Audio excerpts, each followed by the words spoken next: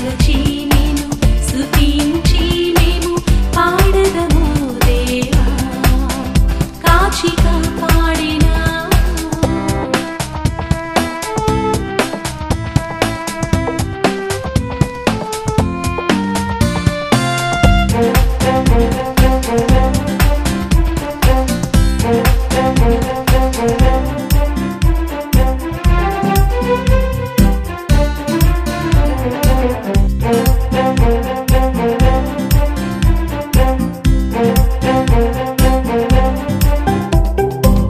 సంవత్సరములు జరుగుచుండగా నూతన పరచుని కార్యములు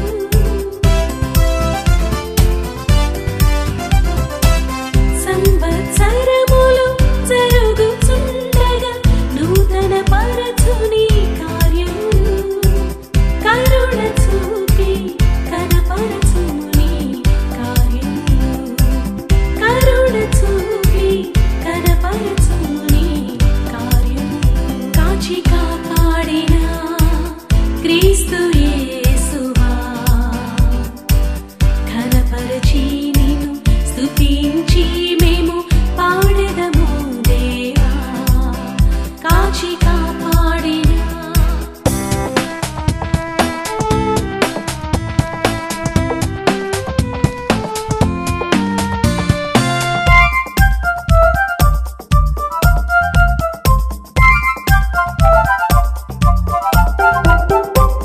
సదాకాలము నేను మీతో నుందునని నా మా యేసువా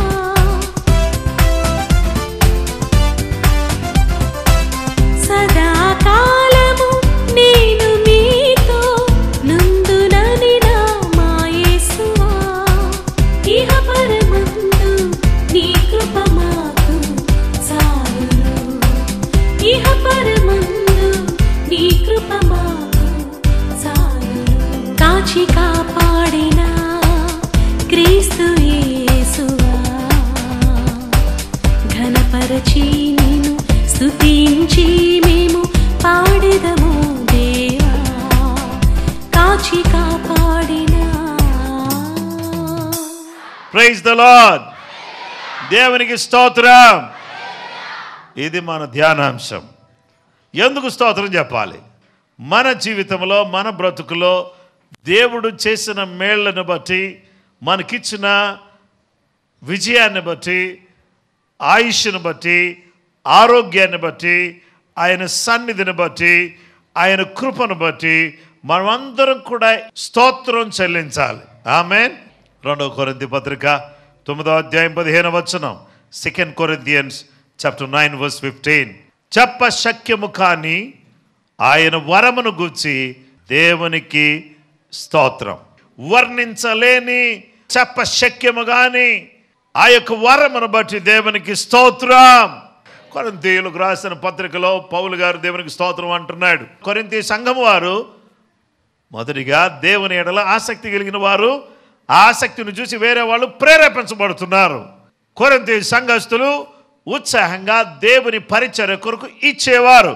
అందును బట్టి దేవునికి స్తోత్రం చెప్తున్నాడు. కొరింథీ సంఘస్థులు నీతి ఫలాలు ఫలిస్తున్న వారిగా ఉన్నారు. అందును బట్టి దేవునికి స్తోత్రం చెప్తున్నాడు.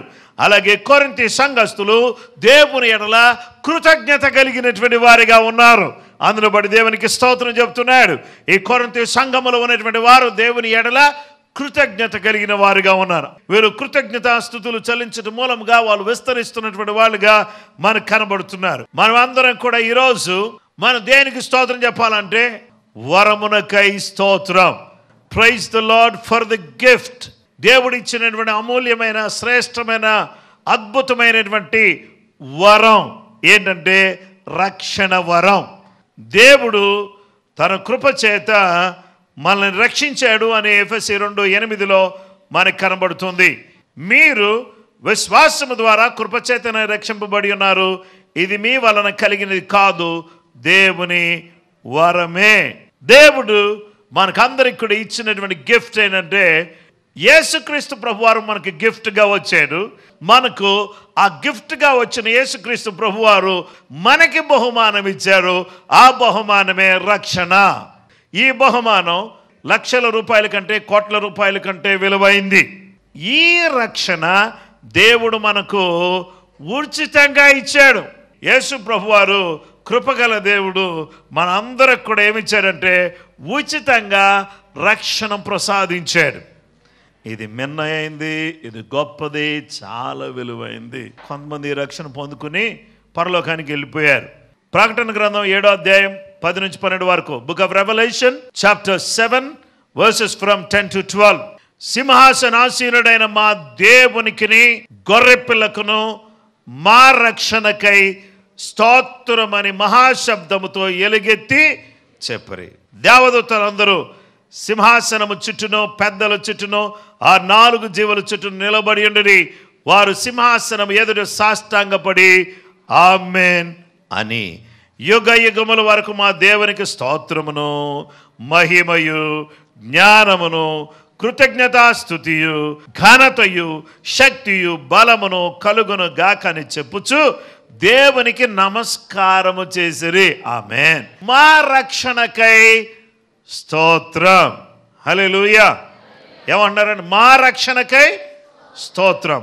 అంటే ఇప్పుడు పరలోకానికి వెళ్ళిన వాళ్ళకి రక్షణ యొక్క విలువేంటో అర్థమైంది కాబట్టి మా రక్షణకై స్తోత్రం అని చెప్తున్నారు.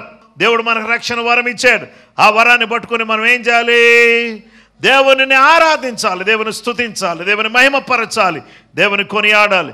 దేవుడు తన ప్రేమను మనకు చూపించి తన కుమారునిచ్చి ఆ కుమారుడు ద్వారా మనకి ఏమిచ్చాడంటే రక్షణ అను వరమునిచ్చాడు.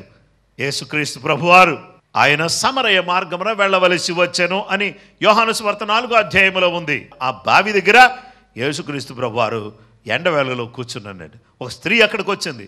వచ్చి ఆమె నీళ్లు చేదుకోవడానికి కడవ తీసుకుని వచ్చింది, కుండ తీసుకుని వచ్చింది.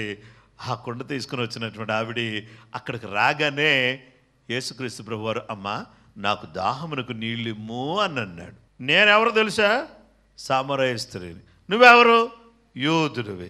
యోధుడు అయిన నీవు సమరయ స్త్రీనైన నన్ను ఎలా దాహమునకు అడుగుతున్నావు అంటే యేసుక్రీస్తు ప్రభువారు అన్నారు, నేనిచ్చే నీళ్లు త్రాగేవాడు మళ్ళీ ఎప్పుడు కూడా దప్పికొనడు. నేనిచ్చే నీళ్లు త్రాగేవాడు ఎప్పటికి కూడా దప్పికొనరు అని అనగానే, ఆ నీళ్ళు ఏదో నాకు ఇచ్చేయ్యా అని అడిగింది ఆమె. ఓ పని చేయమ్మా, నువ్వు వెళ్ళి నీ పోయి నీ పెనిమిటిని పిలుసుకురా, ఇస్తా అన్నాడు. అంటే నాకు పెనిమిటి లేడు అని ఆమె చెప్పింది. ఏమన్నది? నాకు పెనిమిటి లేడు. సత్యమే చెప్పితివా నేను. 5 పెనిమిట్లు నీకుండిరి కదా, ఇప్పుడున్నవాడు కూడా నీ పెనిమిటి కాదు అంటే నీవిప్పుడు 5 పెనిమిట్లతో జీవిస్తూ 6వాడితో ఇప్పుడున్నావు, వాడు కూడా నీ భర్త కాదు. అంటే నువ్వే విధంగా ఉన్నావంటే అక్రమంగా ఉన్నావు, సక్రమంగా లేవు. నీకు జీవజలం కావాలి అని అడుగుతున్నావు అని అనగానే ఆమె అక్కడికక్కడే తన బ్రతుకు అనే కొండ, ఆ పాపం అనే కొండను విడిచిపెట్టి సమరయ పట్టణములోనికి వెళ్ళి నేను చేసినవన్నీ నాతో చెప్పినవాన్ని చూడ్డానికి రండని సమరయ పట్టణం అంతటినీ కూడా యేసయ్య పాదాల దగ్గరికి తెచ్చింది ఒక్క స్త్రీ. వరము పొందుకున్న వాళ్ళు ఎలా ఉంటారంటే, రక్షణ వరం పొందుకున్న వాళ్ళు అనేక మందిని ఆ ప్రభు దగ్గర నడిపించాలనేటటువంటి చక్కటి ఆలోచన కలిగినటువంటి వాళ్ళుగా ఉంటారని నేను మీకు జ్ఞాపకం చేస్తున్నాను. దేవుని బిడ్డలారా, ఆమె ప్రభువుని కలుసుకుంది, పాపాన్ని ఒప్పుకుంది, జీవజాలాన్ని పొందుకుంది. దేవునికి స్తోత్రం. హల్లెలూయా అని చెప్పండి. హల్లెలూయా. అంటే రక్షణ అనే వరాన్ని పొందుకున్న వాళ్ళకి ఇంకొక వరాన్ని దేవుడు ఇవ్వటానికి ఇష్టపడుతున్నాడు. ఆ వరం ఏంటో తెలుసా అండి? పరిశుద్ధాత్మ నింపుదల అనే వరం.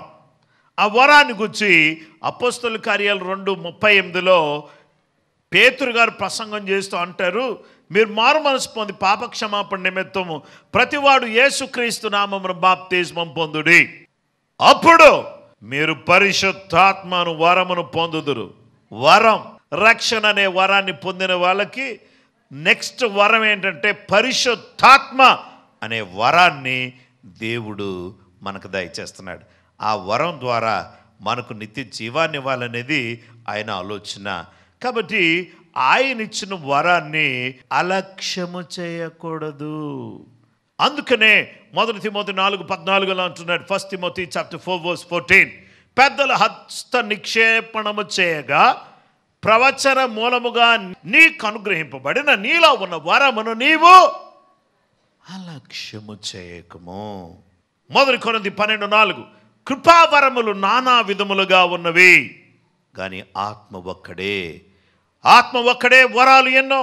అంటే ఆత్మ వరము పొందితే ఆ వరములు ఎన్నో రకాలైనటువంటి వరాలు ఉన్నాయి.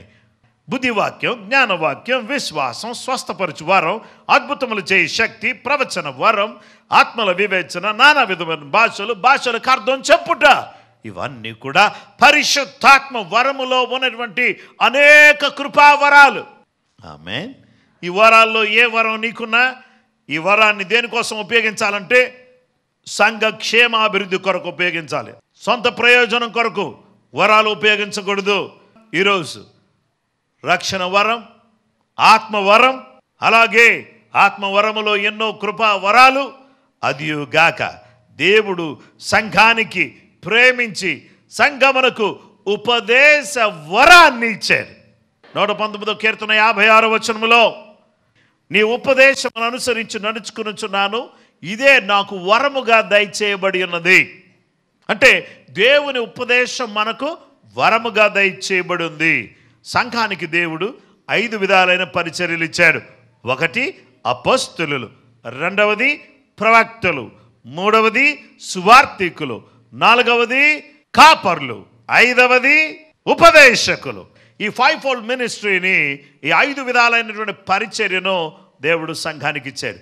2 కొరింథీ 2:14 మా ద్వారా ప్రతి స్థలమందును క్రీస్తును కూర్చుని జ్ఞానము యొక్క సువాసనను కనపరచుచు ఆయనందును మమ్మల్ని ఎల్లప్పుడూ విజయోత్సవంతో ఊరేగించుచున్న దేవునికి స్తోత్రం.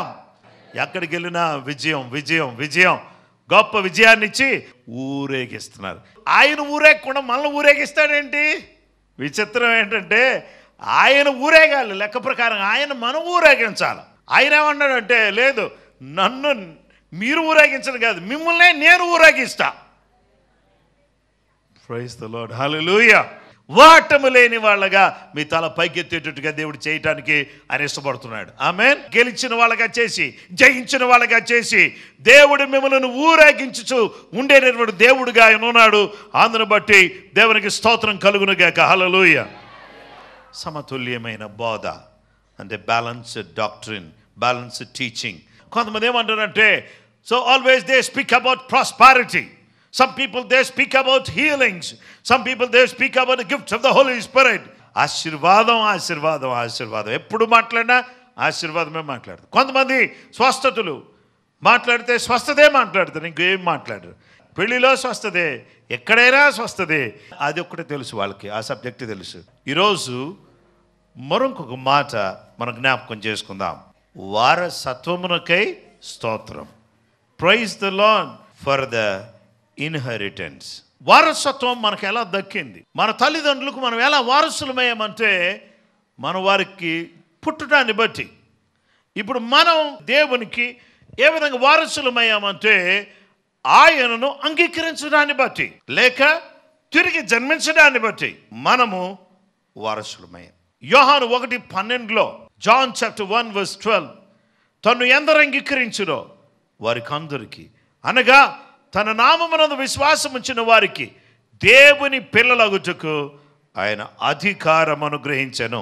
ఆయన పిల్లలమైనటువంటి మనము ఆయన ఆత్మ చేత నడిపించబడుతూ ఉన్నాం. రోమపత్రిక 8:14-17 వరకు మనం చూస్తే దేవుని ఆత్మ చేత ఎందరూ నడిపింపబడుదురో వారందరూ దేవుని కుమారులై ఉందురు. ఏలయనగా మరలా భయపడుటకు మీరు దాస్యపు ఆత్మను పొందలేదు కానీ దత్తపుత్ర ఆత్మను పొందుతురి. ఆ ఆత్మ కలిగిన వారమై మనము అబ్బా తండ్రి అని మొరపెడుచున్నాం. మనము దేవుని పిల్లలమనే ఆత్మ తానే మన ఆత్మతో కూడా సాక్ష్యం ఇచ్చుచున్నాడు. ఆత్మ దేవుడు ఏం సాక్ష్యం చెప్తున్నాడంటే, నా కుమార్తెవు, నువ్వు నా కుమారుడివి అని దేవుడు చెప్తున్నాడు. అందరూ బట్టి దేవునికి స్తోత్రం కలుగునుగాక. హల్లెలూయా. ఆత్మదేవుడు మన ఆత్మతో సాక్ష్యం చెప్తున్నాడు. ఏమంటే మనము ఆయన పిల్లలమని. మనము పిల్లలమైతే వారసులము. అంటే ఇప్పుడు మనం అందరం కూడా యేసు ప్రభు వారు దేవునికి ఏ విధంగా వారసుడో మనం కూడా దేవుని రాజ్యానికి మనం అందరం కూడా వారసులం. ఆమేన్. అందుకనే తీతు పత్రిక 3వ అధ్యాయం 7వ వచనం అంటున్నాడు, నిత్య జీవమును గూర్చిన నిరీక్షణను బట్టి దానికి వారసులగుటకై ఆ పరిశుద్ధాత్మను మన రక్షకుడైన యేసుక్రీస్తు ద్వారా ఆయన మన మీద సమృద్ధిగా కుమ్మరించారు. మనం అందరం కూడా ఆయన ఆత్మ చేత కుమ్మరించబడి పుత్రులమై ఆయనకు మొరపెడుతూ ఆయనకు వారసులమయ్యాం. ఇప్పుడు మనం అందరం కూడా క్రీస్తుతోడి వారసులం. ఇప్పుడు మనం అందరం దేవుని రాజ్యానికి వారసులం. అంటే దేవుని రాజ్యంలో అసలు ఏముంది? నీతియో సమాధానమును పరిశుద్ధాత్మ యందలి ఆనందం ఉంది దేవుని రాజ్యంలో. యాకోబు పత్రిక 2వ అధ్యాయం 5వ వచనంలో, నా ప్రియ సహోదరులారా ఆలకించుడి, ఈ లోక విషయంలో దరిద్రులైన వారిని విశ్వాసమందు భాగ్యవంతులుగాను తను ప్రేమించు వారికి తాను వాగ్దానం చేసిన రాజ్యమునకు వారసులుగాను ఉండుటకు దేవుడు ఏర్పరచుకొనలేదా? ప్రభు బిడ్డలో మనం, ప్రభు మనల్ని కన్నాడు, మనల్ని తన రక్తంతో కొన్నాడు. మనం ఆయనకి దత్త పుత్రులం, దత్త పుత్రికలం.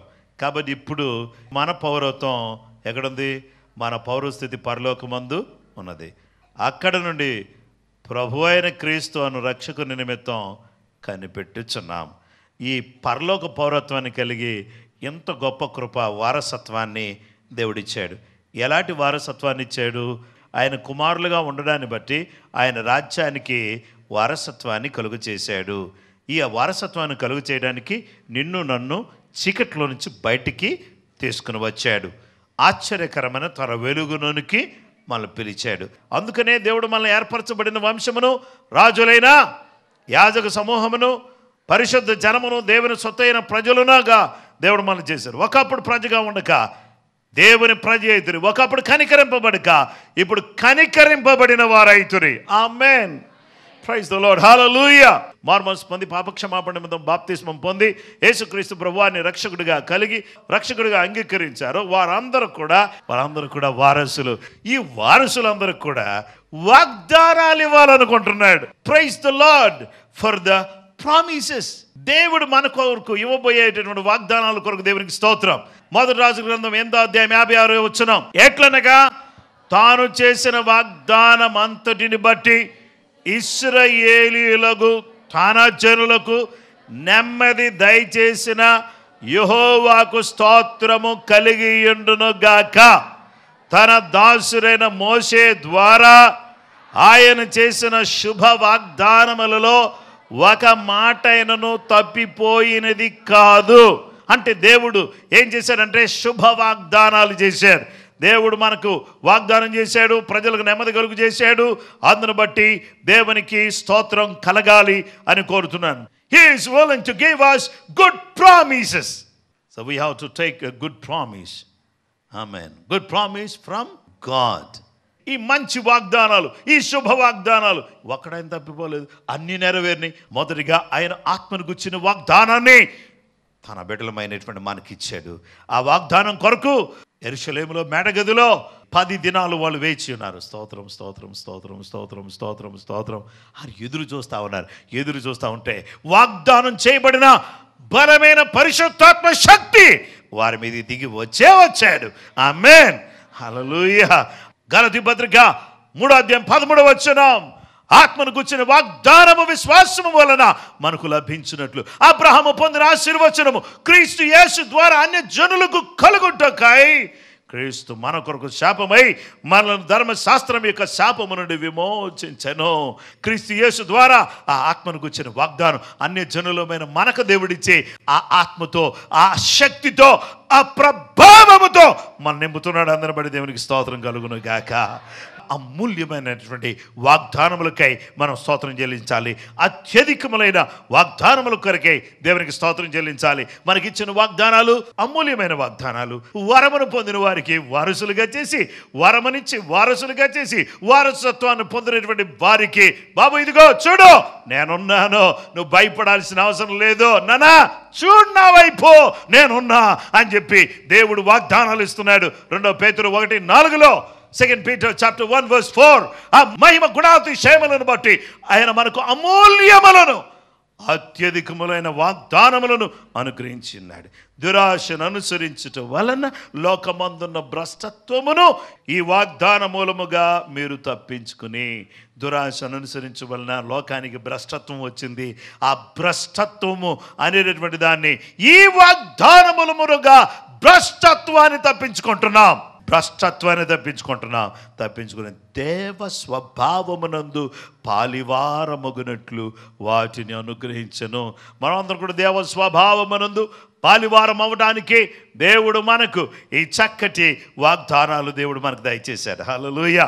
రోమా 4:21 విశ్వాసము వలన వాగ్దానం చేసిన దాన్ని నెరవేర్చడానికి సమర్థుడని రూఢిగా విశ్వసిస్తున్నాడు. అబ్రహాం వైపు చూద్దాం. వాగ్దానం తీసుకుని ఎవరి వైపు చూద్దామంటే అబ్రహాం నమ్ముతున్నాడు, వాగ్దానాలను నీకు దేవుడు నెరవేరుస్తాడని నమ్ముతున్నాడు, బలం పొందుకున్నాడు. అలాగే మీరు క్రీస్తు యేసు సంబంధులైతే ఆ పక్షమందు అబ్రహాం యొక్క సంతానమైన వాగ్దాన ప్రకారము వారసులై ఉన్నారు. ఈ వారసత్వాన్ని దయచేసి వాగ్దాన సంబంధమైనటువంటి వారసులుగా మనం చేస్తున్నాడు. వాగ్దానాలు నెరవేరాలంటే ఏం చేయాలి? మనం అందరం కూడా ఏం చేయాలంటే స్తోత్రం చెప్పాలి. వాగ్దానం తీసుకుని మనం ఏం చేయాలంటే దేవునికి స్తోత్రం చెప్పాలి. Amen. Praise the lord. Hallelujah. వాగ్దానం తీసుకుని స్తోత్రం చెప్పాలి. వాగ్దానం తీసుకుని దేవా నాకు ఇచ్చిన వాగ్దానాన్ని బట్టి నీకు స్తోత్రం అని ప్రార్థన చేయాలి. వాగ్దానం నెరవేర్పు కొరకు జాగ్రత్తగా కనిపెట్టాలి. దేవుడు అన్ని మంచి వాగ్దానాలు ఇస్తాడు, విలువైన వాగ్దానాలు ఇస్తాడు. అవి నెరవేర్చడం కోసం మనం చేయాల్సిన పని స్తోత్రం చెప్పడం, ప్రార్థన చేయడం, కనిపెట్టడం, స్తోత్రం చెప్పడం, ప్రార్థన చేయడం, కనిపెట్టడం అని ఈ 3 పనులు చేసుకుంటూ ఉంటే దేవుడిచ్చే వాగ్దానాలు ఎలా ఉంటాయి? నా సన్నిధి నీకు తోడుగా వచ్చును. What are the promise that you receive? If you want to see it happen in your life, you have to praise God. You have to praise God. You have to pray. You have to wait upon the Lord. Then everything will come to pass. One day will come. That day, everything will come to pass. Amen. Praise the Lord. Hallelujah. నీవు నడుచు మార్గం అంతట్లో నీ దేవుడైన యెహోవా నీకు తోడుగా ఉండును. ఏ అపాయమును రాకుండా యెహోవా నిన్ను కాపాడును. నీ ప్రాణమును కాపాడును.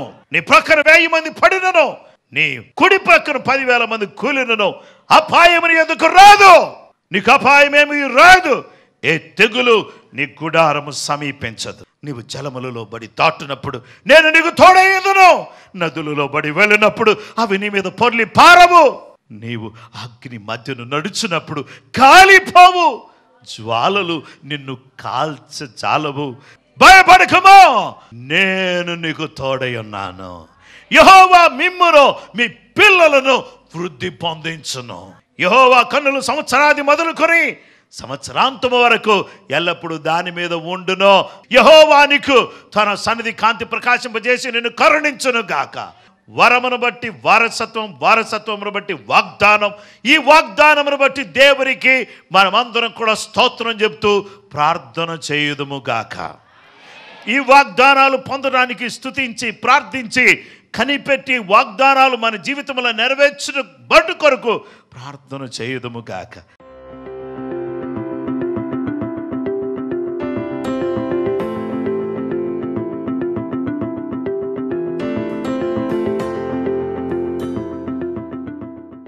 యేసయ్యా, నీవు మాకు ఇచ్చిన వరమును బట్టి, వారసత్వాన్ని బట్టి, వాగ్దానములను బట్టి నీకు వందనాలు. గొప్ప వాగ్దానాలు ఇచ్చి మమ్మల్ని బలపరచబోతున్నందుకు నీకు వందనాలు. యేసు నామములో అడుగుచున్నాము తండ్రి. ఆమేన్.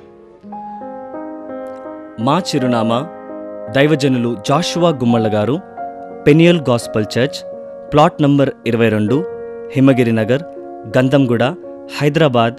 మా ఫోన్ నంబర్స్ 9009-2885, 9008-2994, 9246551333, 93911999244.